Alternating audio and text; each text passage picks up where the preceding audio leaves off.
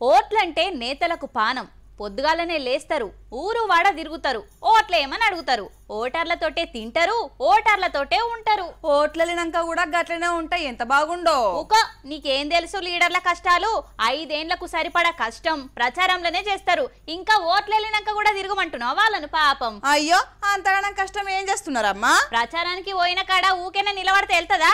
అయ్యో, MLA sir వచ్చిండు గాని గింత సాయం చేసినాడు అని అనరు. అనరా? మరి పుణ్యానికి వేస్తున్నారా అనమ్మా? వాళ్ళ కష్టానికి ఓటు చదివించుకుంటలేరా పబ్లిక్? అందరితోటి చాకరీ చేపించుకొని ఆఖరికి ఎవరికి గుద్దుతారో తెలియని ఘోరం. పాపం ఎర్రటి ఎండల నేతల బాధలు చెప్పవశమైతలేదు. రాజకీయం అంటే ఊకేనే కాదంటే ఏందో అనుకున్నాం గాని అనుకున్నంత ఈజీ కూడా కాదు. దేవు సార్ దేవు అంబటాలు అవుతున్నది. ఇప్పుడే టిఫిన్ బండికి జనం వచ్చేది. తినుకుంటా వేస్తే ఆలస్యం అవుతుంది. దెబ్బ వేసి కూసుంటివా అంటే టిఫిన్ చేస్తానికి వచ్చిన వాళ్ళతోటి బాతకాని కొట్టొచ్చు. ఏందో ఎండాకాలం పుట్ట ఎక్కడ తిప్పలమ్మాయి. ఇంకేదన్నా అలకటి పనన్న పట్టుకోక అలాంటి మూకుడు కాడ దోషబండ్ల కాడ ఇస్త్రీ డబ్బాల కాడనే కూర్చుంటున్నారు.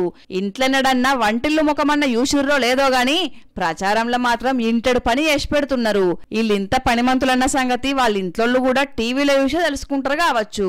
జూపల్లి సార్ అబ్కారీ మంత్రి అయినా కూడా మందు దుక్నాలు ఒకటే అరుచుకుంటే ఎట్లా అని ఇట్లా అన్ని దుక్నాలు అరుచుకుంటున్నాడు. సార్కు మామూలు ఎగరం లేదు, రొట్టెలు కూడా చేసిండు. ఇగో రాజకీయ నేతల్ని తిట్టేటోళ్ళు వాళ్ళ కష్టం చూసి మాట్లాడుర్రి. ఊకేనా అడుగుతలేరు వాళ్ళ ఓట్లు. ఇంత తిప్పలో అడుగుతున్నారు. ఈ అన్నీ యాదకు పెట్టుకోరు గాని ఇచ్చిన మాట తప్పిండన్న ఒకే ఒక కారణంతో ఊకేనా తిట్టిపోస్తారు. అభివృద్ధి పనుల ముంగల ఈ పనులు తీసి పక్కకు వారేస్తారేందో. ఇల్వ లేకుండా పోయింది నేతల చేతలకు. గమొన్న